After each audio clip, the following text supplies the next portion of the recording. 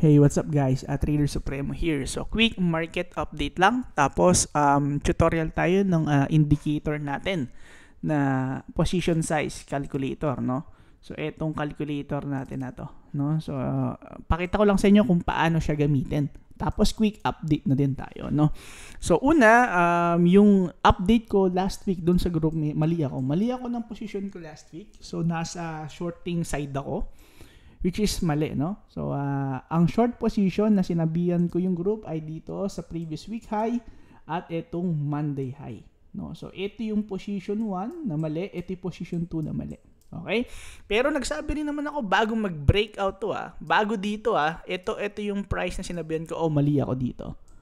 Okay, mali ako dyan. Nagsabi ko na mali ako. Okay. Kasi nga, nagpakita na siya ng breakout mode dito sa previous week high. Again, bakit ako shorting? Kasi ito po ay previous week high, no? Pag nasa previous week high ka, you should be selling kasi nga overpriced yung presyo ng asset. So ngayon, wala tayong magagawa. Meron tayong tinatawag na breakout mode. Kapag naka-breakout mode ang coins, talagang magpa-pump yan, no? So ayun nga, nilagtawan na niya na yung selling area. Ganun lang simple. Kaya nga, madali ko rin nasabi sa inyo na okay, mali ako dyan. Kasi nga, nilagtawan na yan. Yan yung halaga kung alam mo yung key levels. Kasi kung alam mo yung key levels, madali kang makaka-pivot. Ngayon, hindi lang ako nakapag-long kasi nga, leaning towards ako sa shorts. No? Tapos, huli na lahat nung nalaman ko, syempre. Alam mo naman, pumasok ako dito, saan lalagay ko yung stop loss ko dyan? Well, madaling sabihin dito sa Monday, what if mag-retrace? Di ba? Kasi madali yan kapag replay. Pero pag actual, syempre, nag-breakout. What if mag-retrace sa mid? Or mag-retrace dito sa 25%. So, anong gagawin natin? Wala. Parang namigay lang ako ng pera. Diba? So, pwede nang, kung naiwan ka o nagkamali ka ng position, pwedeng, wait lang, awat ka muna. Kasi mali ka eh. No? So, ganoon lang yung ginawa natin. No? Okay, pero nakapag-long ako dito sa area na to. Okay? So, ang long natin, ito yung range high, ito yung range low. Meron sweep. Ang entry ko is ito. Kasi tulog pa ako dito eh, no? So, ito yung naging entry ko for long para targetin to. Okay? So, ngayon, ganun talaga bro eh. Kasi ganito yan Kapag ka nagkamali ka sa isang analysis o sa isang thesis mo, sa isang trade, hindi lang naman yung losing trade mo yung raramdamin mo eh. Hindi lang yun. Pati na rin yung opportunity cost. Pag sinabi natin opportunity cost, ito yung instead na kumita ka from long, or short, dahil nga nandun ka sa kabaligtaran na side, talo ka. Diba? Talo ka. Okay, so yun yung problema. At hindi siya ganun kadaling tanggapin kasi sa umpisa, syempre, mahirap tanggapin, lalo na kung hindi ka pa naman ganun na purga sa trading, no?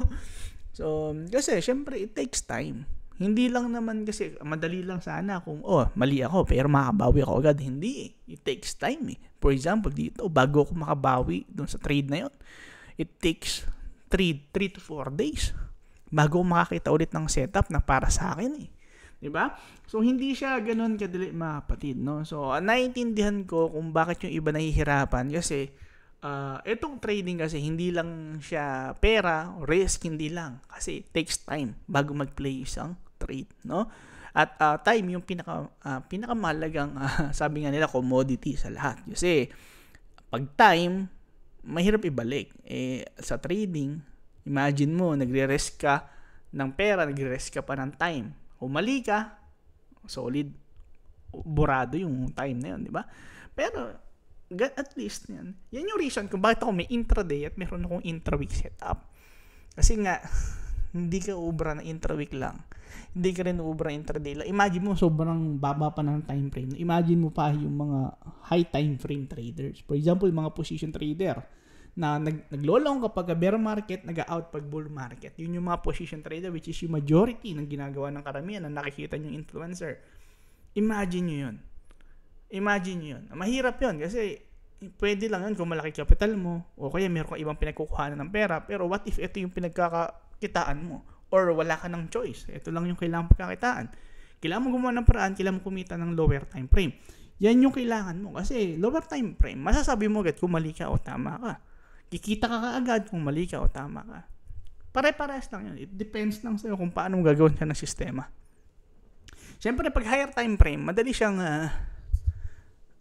posisyonan. Kasi walang stop loss yun eh.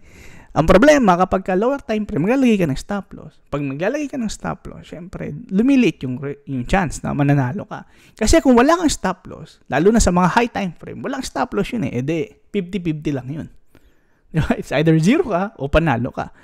Kaso kapag nilagyan mo na ng stop loss yan, doon na magiging 2% lang yung chance mo manalo dyan. 3% lang, 5% lang. Bakit? Kasi, for example, nakalong ka rito. Nag-dump. May stop loss kang ganyan. O, talo ka na. Niluwangan mo yung stop loss. O, niluluwangan mo. Tumataas yung chance. Diba? What if nakapaglong ka dito? Ito mismo. Tapos nag-dump. Diba? Kung naka dito yung stop loss mo.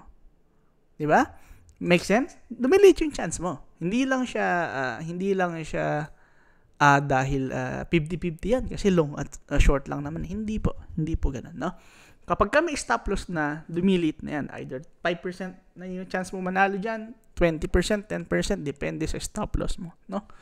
So ngayon, syempre, kapag ka naman ganun, mataas, kung manipis ang stop loss mo, ibig sabihin, manipis rin ang makapal din ang reward mo. Halimbawa, naglagay ka ng stop loss kagarino, grabe din ang reward niyan. 8:1. So, doon na papasok yung position sizing. So, ituturo ko sa inyo kung paano siya gamitin sa exchange. So, position size, for example, itong trade na to. Okay, so dito makikita mo meron tayong nilagay dito na long position. For example lang, no? So, for example, ito yung range mo. Range low, ito yung range high, ito for target, no? Okay, so nilagay mo dito yung long position mo. So, pindutin mo lang itong position size calculator. Tapos, hanapin mo yung entry price. Asan ba entry price? Dito, naka-highlight yan, no? Yung gray. Nakita mo yung gray? Naka-highlight yan. So, ang magiging long position natin is 91,951. Entry price. 51. Tapos, syempre, naka-red. Yung stop loss mo, 91,486. 91,486. Tapos, target price mo, naka-green. Ayun, no? Naka-highlight, bro. No? 95,689. 95,689. Tapos, risk. For example, ito, meron kang 50. Kaya nilagyan ko dito ng 50 kasi, for example, 50 ang stop loss mo, no? So, lagay natin 50, no? Isang paraan para hindi ka na maglalagay ng stop loss sa account mo, sa may trade mo. 50 lang ilagay mo dito sa futures. Diba? Pwede mo ilipat yung spot mo to futures. 50 lang ilagay mo. Kapag nagkamali ka, 50 lang. Diba? O kaya, kung gusto mo, lagyan mo ng stop loss. Kasi allergic talaga ako maglagay ng stop loss eh. Allergic ako bro maglagay ng stop loss. Kasi nga, kumbaga, iniisip ko agad, hindi na babagsak dito yung price na yun. Ang mangyayari niyan, palit yung chance ko na. Ang ginagawa ko, nililiitan ko ng konti. Okay, ipapakita ko sa inyo kung paano, no? Diskarte natin. 50. Yan. For example, yan. Makikita mo ngayon ang position size mo. Nalagay dito, ang position size mo ay 96,000. Okay? 96,000. Okay? Ngayon. 96,000. Sorry. Target price pa yun. Ito, position size, 9,800. No? So, yun yung position size. Okay? So, 9,887. Yan yung position size mo. Yan ngayon yung ilalagay mo sa exchange. Okay, sa exchange, makikita mo dyan. Meron kang makikita dyan. Nakalagay open, close. Meron kang cross, 100x. Yan yung leverage. Yung market order or limit order. Yan. So, meron tayo dyang makikita ang market price. Yan. Then yung amount, no? Dito makikita mo dito, bro, yung amount. Yan yung ilalagay mo na position size. Yan, okay? So market price yun yung magiging price ng Bitcoin na i-entryhan mo ng long. So for example, dito sa trade natin, ang entry price natin is 91,951. So lagay mo diyan sa limit order. For example, ito. Limit. Saan may limit? Ito. Limit order. No? Tapos ilagay mo lang 91 951 kasi yun yung entry price mo eh. Tapos, ang USDT value niya is position size. Yung tinatawag natin yung position size, 9,887. Okay, wait lang. Papakita ko sa inyo, dahil 50 lang ang computation natin, di ba? Pakita ko sa inyo, kapag nilagyan mo siya ng stop loss, ito makikita nyo sa baba, meron siya nalagay stop loss, di ba? Ilagay natin yung stop loss. Ang stop loss natin is 91,486. Pakita ko sa inyo, ilan yung risk? Pakita ko sa inyo. 50. Tama? So, merong kinalaman yung leverage? Wala. Kasi 50 lang din yung talo mo eh. Pinakita ko na sa inyo ha. 1x or 2x. Sige, baguhin natin yung leverage. Gawin natin 2x. Gawin natin 3x. Okay. May nagbago sa risk. Wala, di ba? So sa mga nagsasabi na kapag high leverage, high risk, ano ibig sabihin nun? Walang ibig sabihin yun. Nagkakamali kayo big time. Tinatakot nyo yung tao. Ngayon, dito lalabas ngayon. Bakit kailangan mo ng high leverage kung parehas lang naman? Ngayon, papakita ko sa inyo. For example, kapatid ko, halimbawa nagte-trade ka, pumasok ka dito, nag-play na, ang layo na, ito yung entry price mo eh. Diba? Ito yung entry price mo. Andito na yung price. Siyempre, i-adjust mo na yung stop loss mo dito.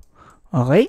So, pag in-adjust mo yung stop loss mo, ano tawag dyan kapag ganyan na yung trade? Risk-free.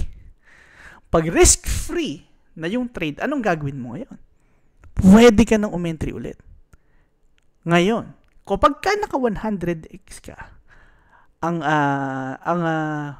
ang value ng pera mo sobrang laki.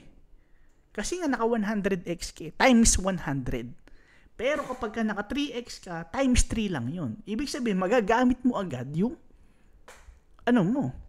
lahat ng margin mo. Hindi ka na makakapasok ulit. Diba? Yan yung reason. So ngayon, halimbawa nakita mo, okay, ito yung take profit ko. So, posible, mayroong shorting opportunity dito. Hindi, kuha ka ulit. Dahil nga risk-free na to, hindi, pasok ka ulit. Isa pa, isang trade. 3:1. Sabi yan, 3:1, no? Yan, ganyan. For example lang kunwari lang entry ka ulit. Ngayon, meron kang pang trade. Bakit? Kasi nga, konti lang yung nagamit mo dahil naka 100x ka. Paano kung naka 3x, 10x ka lang? Wala na, bro. Hindi ka makaka-entry, bro. Hihintayin mo na lang hanggang kailan yung under yung trade mo. Makapasok ka ba? Hindi. Kasi gamit mo yung margin eh. Yan yung reason kung bakit. Kasi parehas lang naman Bakit hindi ka mag-high leverage?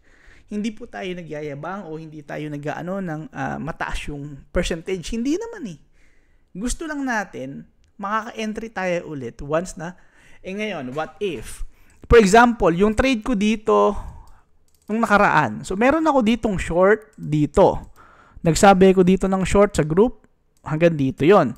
Ngayon, meron din akong long dito. Okay? Kasi ito ay previous week low Monday range. Okay? So, what if yan? Ito kasi nag-take profit kasi ako dito Kasi gahaman ako no? So, nag-take profit ako dito. What if hinold ko yun? Tapos nag-take profit ako dito. Maka-entry ako nung sandamakmak na trade. Paano kung ang trade ko andito, tapos nagpe-play na ganyan. Tapos naka 3x ka. Hindi ka makapasok. Hindi ka makapasok, bro. Gamit mo yung margin Wala kang pang trade. Gamit mo So, paano ka mag-hold? Hindi ka makapag-hold. Diba? So, yun yung reason. Yan yung reason, bro, kung bakit tayo naka-max leverage. Hindi dahil nagyayabang o hindi dahil gusto lang pakita natin na high percentage yung trade. Hindi po. Wala pong kinalaman yun. Okay? Okay. So, yan. Ganun lang kasimple, bro. Ganun lang siya gamit. Again, ulitin natin For example, meron for example, ang bias natin dito shorting dito sa previous week high din ng Monday high. Again, paano to gamitin position size? Sa baba ng video na to, meron tayo dyan link. Fill out nyo lang. Libre lang yan. Completely free. Ngayon, ang exchange po yung magbabayad sa atin, no? So, may mga bonus sila na sobrang liit lang. Siguro 5 USDT, ganyan lang kapag nag-sign up sa kanila. O baka nga wala pa no? So, o kaya kapag nag-trade na kayo, makakumikita kami kahit ng konting-konti, no? So, ngayon, ganito bro. Ma-access mo yan lifetime. Ang kailangan mo lang is i-download mo lang yung link doon sa affiliate link ng BingX or OKX, no? So kung naka-OKX ka na sa akin, BingX o MEXC, it doesn't matter. Basta meron deposit na pera, $50 pataas, okay na 'yon, no? Wala kayong babayaran, ma-access mo na yan lifetime, magagamit mo na yan lifetime. Sobrang kailangan mo to. At hindi lang 'yon. Hindi lang po ito position size. So, marami po ako ipapublish. Pati indicators ko ng mga key levels, pati mga signals, lahat yon. Ngayon, gusto ko sana bumuo ng group na panibago para sa mga nagtitrades gamit yung link ko. Soon. Pero sa ngayon kasi bro, pasensya na. Kaya hindi rin ako makapaging active sa pag-video. Is sobrang messy ng nangyayari sa ngayon kasi ang dami kong kailangan gawin sa bahay. Tapos yung anak ko sobrang liit.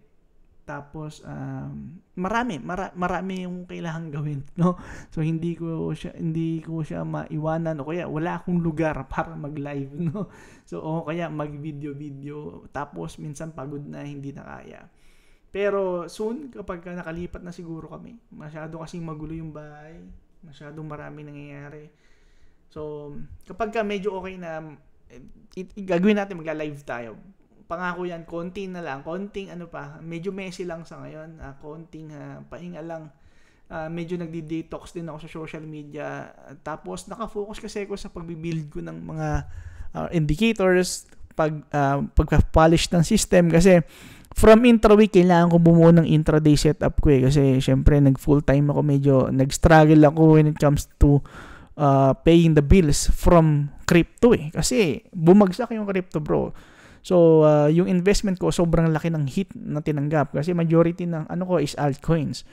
No, at hindi lang naman ako, marami, hindi lang yung iba in denial lang yung iba, pero mabigat talaga tinamaan yung altcoins ko at syempre, ngayon kailangan ko bumawi sa trades, puro futures, doon ako bumabawi. Ngayon, nag-struggle ako kasi syempre intra-week yung trade ko, sobrang tagal, 1 week bago mag-play. Syempre, mayroong mga bills na kailangan ako bayaran, nasa 10k USDT ang bills ko every month So, meron akong mortgage, meron akong binabayaran na padala sa Pilipinas, which is nasa 1k USDT a month yun. Tapos meron akong mga binabayaran mortgage sa Pilipinas na investment. Siyempre, ang laki yung time ko binabayaran bro. So, nag-struggle ako, wait lang. Kailangan ko i-polish yung system ko. Meron naman akong mga pinagkakakitang iba. Pero siyempre, kailangan ko pangatawanan to. Hindi ako pwedeng babalik-balik na lang kung kailan ko. Diba? Kailangan ko pangatawanan, okay, gusto mo yan, mag-struggle ka ngayon. Talaga nag-struggle bro. Hindi naman lagi kang nasa highs May highs and lows, 'di ba? Kahit naman sa price, may highs and lows. Ngayon, kung nasa lows ka ngayon, wala nang ibabagsak pa 'yan. Kung may ibagsak pa 'yan, all-time low. Pero mag-fail ka lang kapag tinigilan mo. Pag sinabi natin pag tinigilan mo, kapag ka nag-rug pull ka. Kung hindi ka naman magra-rug pull, nasa low ka lang. After ng low na 'yon, ano yung mangyayari? Uptrend. No? So, ganun talaga, kaya hindi ako ganun ka-active. Ngayon, once na maging active tayo, pati mag-live tayo everyday, magsasawa kayo sa akin. So, ngayon lang talaga, bigyan nyo lang muna ako ng detox ko muna sa social media. May mga challenges din ako sa sarili ko. Okay, so, may mga challenges ako, syempre, sa health. Madami bro. Madami akong gustong gawin na in private, no? So, kaya medyo ako sa social media. Hindi dahil sinukuhan ko. Ako yung tao na kapag katahimik ko, may ginagawa ako. Meron akong binibuild. Nakita nyo, ang dami kong indicators na binibuild. Lahat yan, ipire-release ko para sa inyo. Libre lang ang kailangan nyo lang. Supportan nyo lang din ako sa exchange. Kasi yung mga exchange, syempre, inaalagaan din yan yung mga traders na nakagahakot ng trader para sa kanila. No, hindi naman ganoon kalaki bro yun, nakikinita, commission lang. Then, yun. Okay, yun lang bro, no? So, ito previous week high. Ito, meron ako, shorting talaga ako dito. So, for example dito, shorting ka dito bro. For example, nag-set ka dito ng limit order. Ang target mo, itong weekly mid area. Again, itong mga indicator na to, ibibigay ko sa inyo bro. Hindi lang tong calculator, lahat ng i-release ko, basta naka-entry ka doon sa may BingX or OKX ko na, or MEXC, basta nagtitrade ka ron. Lahat yan. Hintayin nyo lang, konti lang, i-release ko yan. Konti na lang, no? No, pinapolish ko lang, no? So, ako po yung nagko-code ng mga calculator na to, no? Ako yung nagko-code lahat niyan, no? So, yung link nandun lang sa baba ng video na to, no? Andun lahat, pati instruction. Magsisend ako ng email kapag ka ma-access mo na siya, no? Pero mga 1 to 2 days or 3 days bago mo siya ma-access kasi kailangan ko siya i-check isa-isa, no? Ulitin ko, for example, ito, shorting ka dito. So, magiging entry mo is 96,807. Paano ko nakita yung 96,807? Merong makikita dito, black. Ayun, no? Tapos, red, yung stop loss, green. Yun yung, ganun lang kabilis, di ba? So, hindi ka na magko-compute. O, stop loss mo, 98,352. Tapos, target price mo, 95,689. Shorting ka ngayon. Risk mo, 50. Leverage mo, 100. O, pag natalo ka, $50. Pag reward mo, 36. Wait lang. Mali yung nilagay natin. Wait. Ang stop loss ko ay 98,321. Ay, 352. Ang entry ko, 96,807. Sorry. Target price, 91,07 pala. Yan. So, kapag natalo ko, pagka nag-risk ko ng 50, magkano yung kikitain ko? 216. Ayun ang makikita mo dyan. Dun sa calculator, 216. Okay? So, ilan yung position size mo? 3,132. Pupunta ka ngayon dito, ilalagay mo sa calculator mo. Dun sa USDT. Ilalagay mo 3132. So, again, for example, no? Yan, for example, ito, maglalagay ka ng entry price mo. Ang entry price mo ay 96,807. So, 96,807. Tapos, maglalagay ka ilan yung USDT. Position size 3132, no? Yan. Ang stop loss mo, 98352. Oh, ilan yung talo mo? Tinan mo yung talo mo. 50, di ba? Oh. O ngayon, naka 3x yan. Gawin natin 200x. Sagad natin. 100x. O, ilan yung talo? 50 pa rin, di ba? Same lang. Kasi nga, hindi walang kinalaman yon kapatid, no? So, ganun lang, no? So, again, medyo bearish pa rin ako sa ngayon, no? Pero pwedeng magbabago yun. Malalaman ko lang yon pag close ng Tuesday candle. Today. No? So, pwede ako magbago ng Wednesday or pwede rin ng Friday. Pwede yan yung mga area para mag-dump. Ulitin ko kung bakit. Okay, unang reason, okay, explain natin sa higher time frame pala, no, kapatid, no? So, ano yung reason kung bakit ako bearish, no? Hindi ako, bro, bearish as in magdadump. Hindi, meron akong investment, bro. Sobrang dami. Gusto ko na mag-pump lahat yan, no? Pero sa futures, no, futures, kasi kailangan natin ng tamang positioning, di ba? So, okay.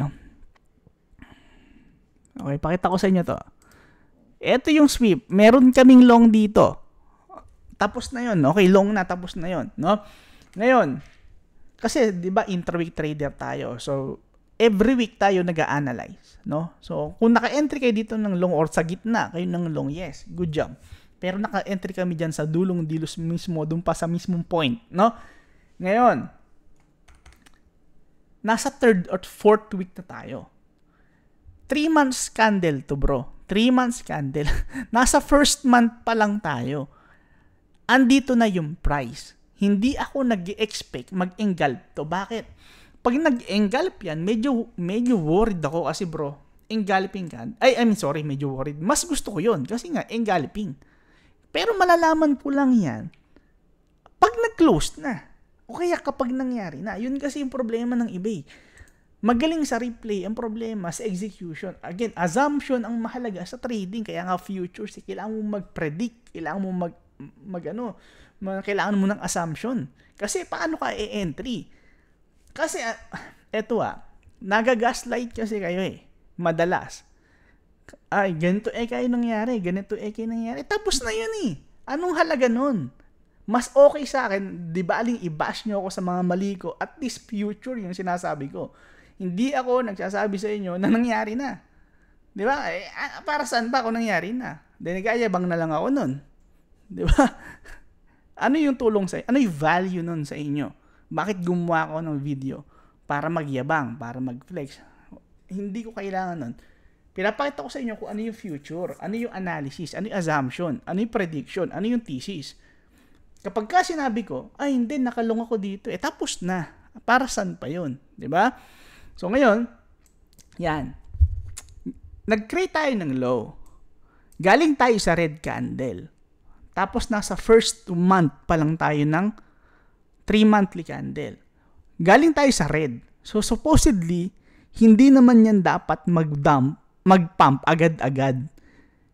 Anong gagawin niya? Dapat mag-doji man lang siya. Kasi galing ka sa bearish eh. 'Di ba? Pag galing ka sa bearish, ibig sabihin nun, ang trend niya pababa.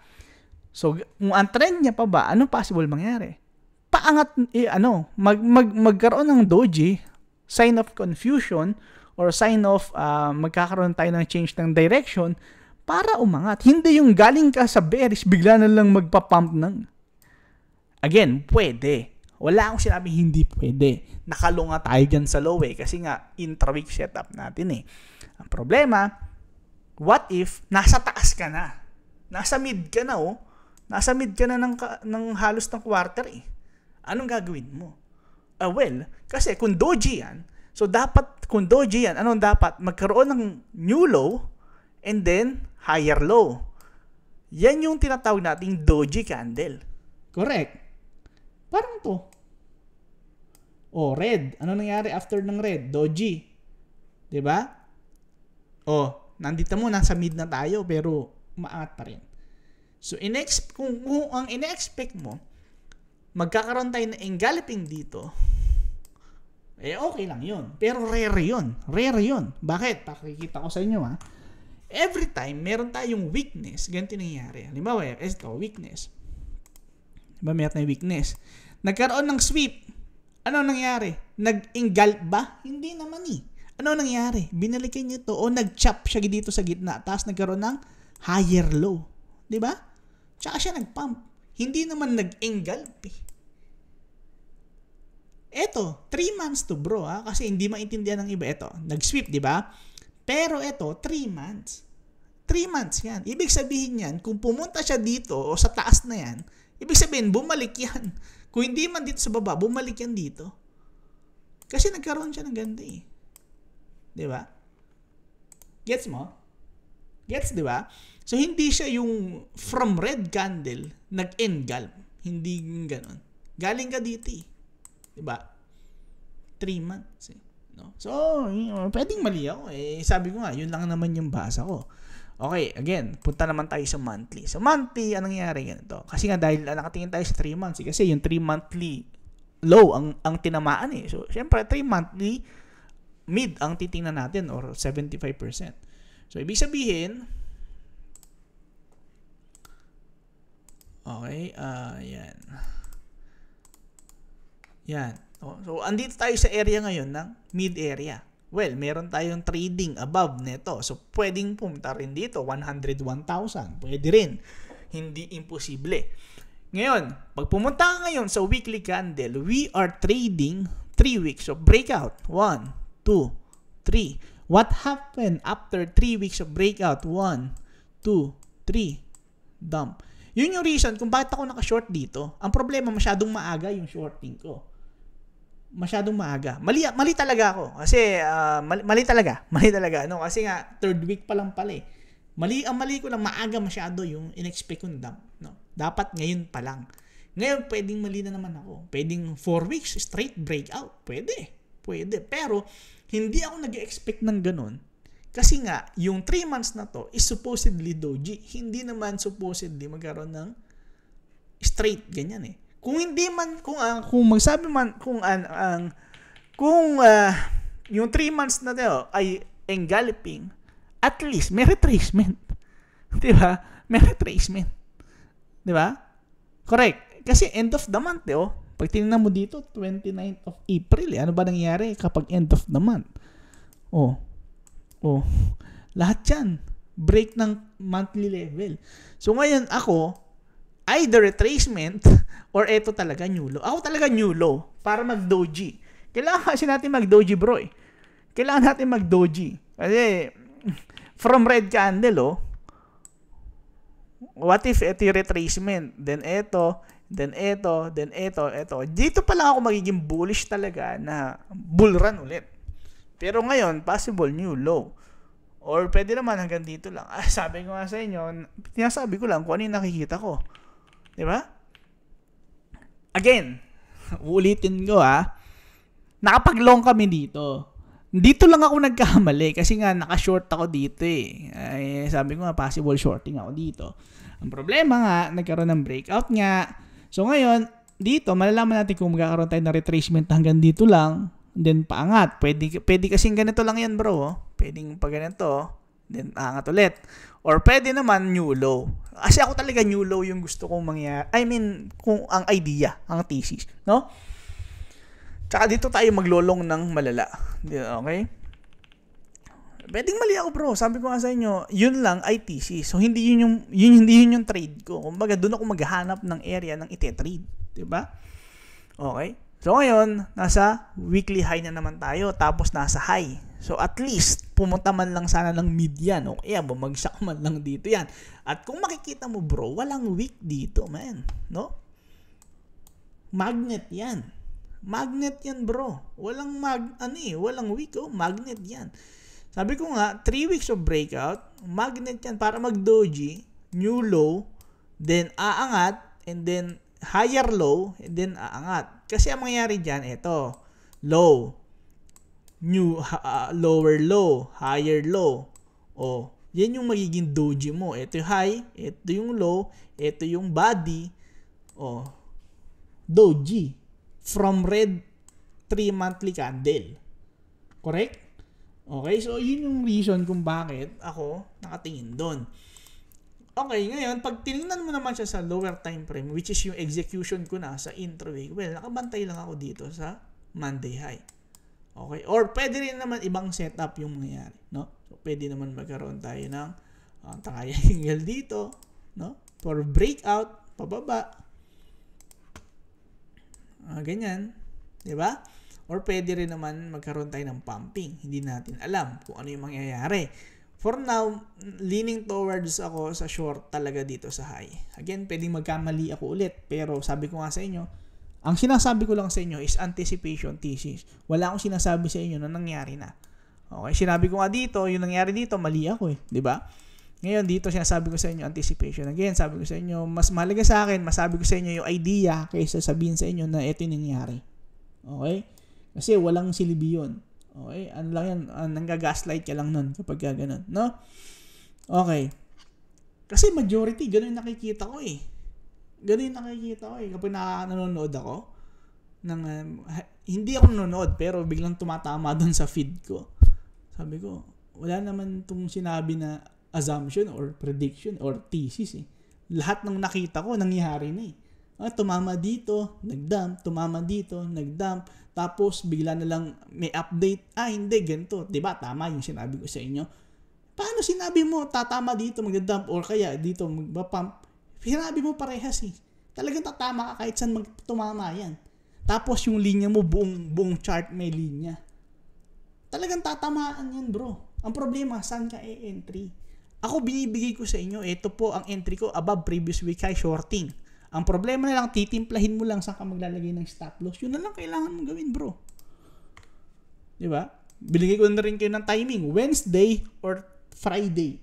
Yun ang dump niyan. Kung magdadump. Kung hindi siya magdadump, magpapump. Dalawa lang yun Diba?